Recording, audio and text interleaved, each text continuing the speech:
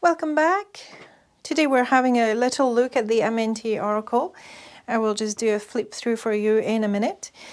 For any of you that are interested in the 42 ideals of Ma'at, and for those of you who work with ancient Egypt, again, this is a deck that is going to be speaking volumes to you. Okay, so I'm going to try and keep it as brief as I can, whilst giving you as much information as I can. So this is the box that the deck comes in, which is a really cool box, which clips magnetically and gives you a little bit of sampling of the cards on the back.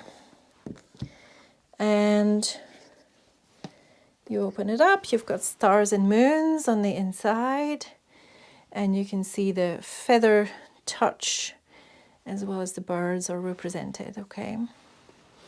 And on the inside you've got the feathers of Ma'at, and it tells you a little bit about what this is about, okay? What the Amenti Oracle deck is, how to work with it, so it gives you a few layouts. And the cards, if I remember right, were not plastic wrapped, which is totally fine by me because I loathe plastic for this sort of thing. This is one-use plastic, which we all have to then live with. So I did like that they had bothered giving themselves a proper box, but didn't go over the top and didn't feel like they needed to then bump it up with plastic, if that makes sense. Okay, so if you receive your deck and it's not shrink wrapped, don't worry, it's fine. It hasn't been opened before. I think it's just that they decided not to do plastic, and that would be right, because doing single-use plastic would not be in alignment with the 42 ideals of Ma'at. Okay, so I'm guessing you're having that little look at these whilst I'm talking. So we've got 5 card spreads, we've got 6 card spreads. The spreads are actually really good in here, and I would really advocate to try them out. The ideals of Ma'at, as they are, written in I form and in a positive form that you can use as a living being. Okay, because these are based on the 42 negative confessions of Ma'at, which the dead in Egypt were supposed to do to the 42 assessors, okay? Once you were dead, you would travel the underworld and you would go to each of the 42 assessors and you would have your negative confessions. Okay, so rather than working with that, we're transforming it into positive ideals for your life. Okay, so in the book you have at least a double page, I think, for every of the cards. They do go into a fair amount of depth, and there's Egyptian proverbs as well, which is really neat. I really like that. The book is also in color, so whenever the cards are represented, not all the cards will be represented, but when they are in color. Okay.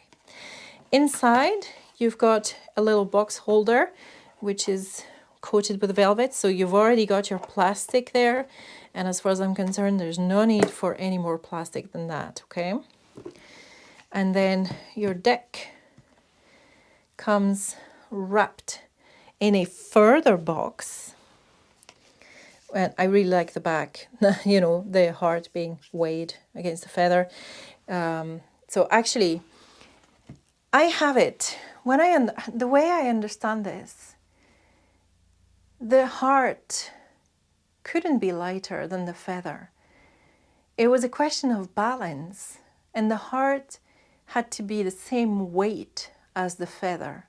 Not lighter, not heavier, but the same weight, so that you were living with my art, if that makes sense. Let me know if it doesn't make sense. I'll try and explain it better.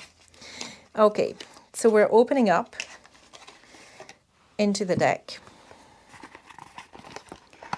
And the deck, let me think, has 42 full color cards. Okay. I've heard people complain about the fact that it's not fully reversible. Okay, so I'm going to let you have a look at that. Check, let me put it down a little bit. And that is, I think, correct. Let me play around with the light. I think that's correct.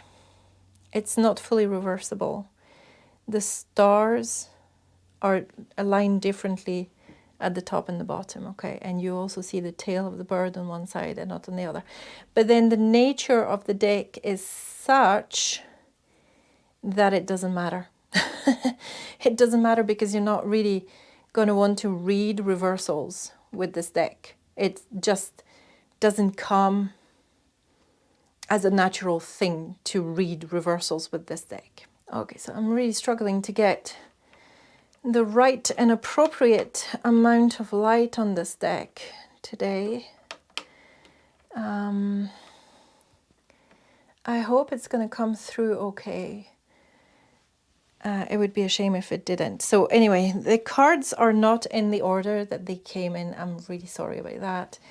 I just didn't have the time to put them in order because it's a faff. You have to do it with the book because they're not numbered. And there's very little, actually, there's very little benefits to actually having them in order ever, okay?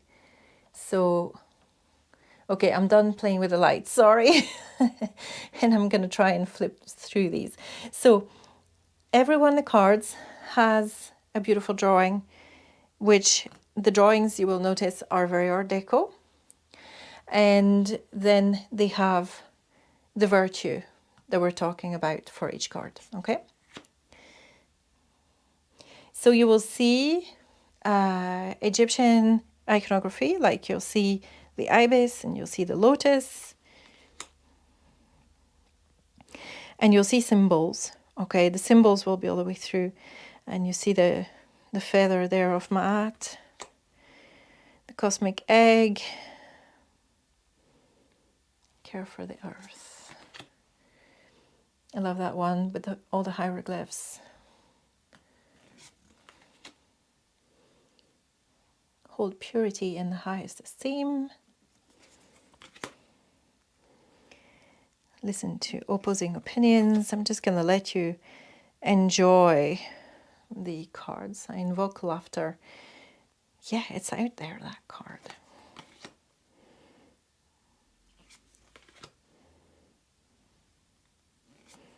So you can see that even though they are Art Deco, you do have a sort of Egyptian theme running through most cards, maybe not this one.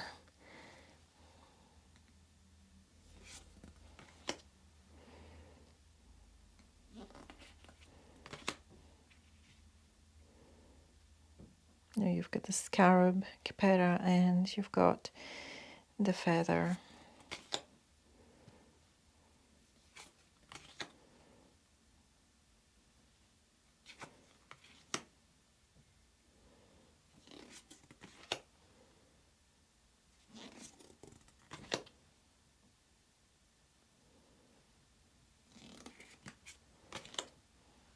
So I'm letting you make the associations.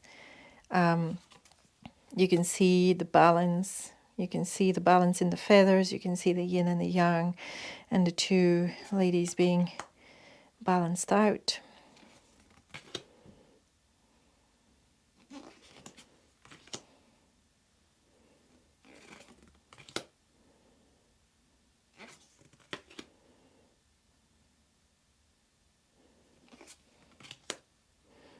And alchemical symbols coming back.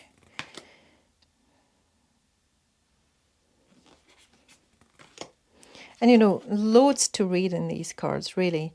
if you look at this, there is literally quite a lot to read here. So I'm playing with the light again. I can't help myself. I do think that the exposure of light is wrong on these, but we'll see. Advance through my own abilities. Don't leave your heart behind, but don't chain it.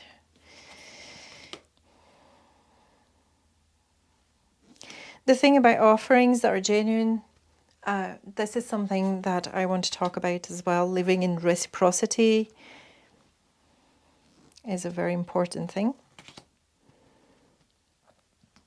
I like that the skin can be green. Okay, so think about, for Egypt, green skin means something very specific.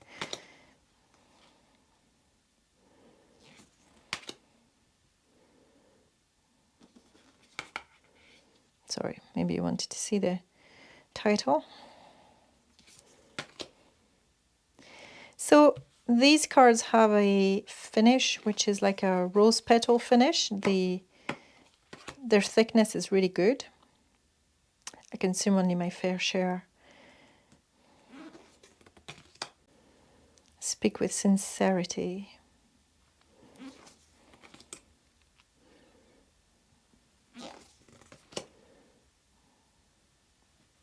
Here are those alchemical symbols again.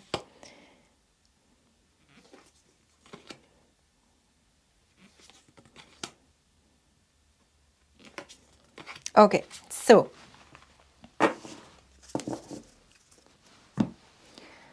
it's a deck that I like personally quite a lot, because I love working with this idea of balance, of reciprocity, this idea of, it's not just an idea actually, it's how do we live?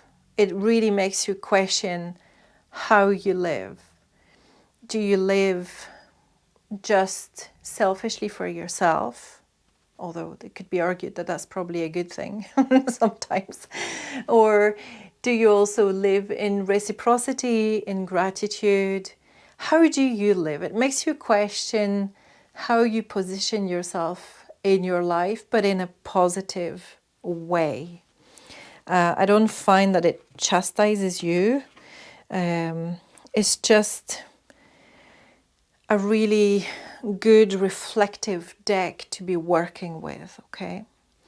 And very good for finding inspiration, like I was saying earlier in another video. It's also very good for finding real guidance in what your next steps can be, okay? I find it really quite informative in that way. So I give it full thumbs up. I very much like it. I do love the Art Deco feel about it. That doesn't put me off at all. It doesn't have to be all out Egyptian for me for it to work. Okay. The Art Deco feel works really well. I love that they've kept the iconography and all the references to Egypt. So if you're big on your Egypt and you love your Egypt and all your Egyptian iconography, you're probably going to like that deck. So let us know how you feel about it. I hope you enjoyed this little flip through slash little review. How do you feel about it? Put a like and let us know, okay? Comment and subscribe to the channel for more informative content.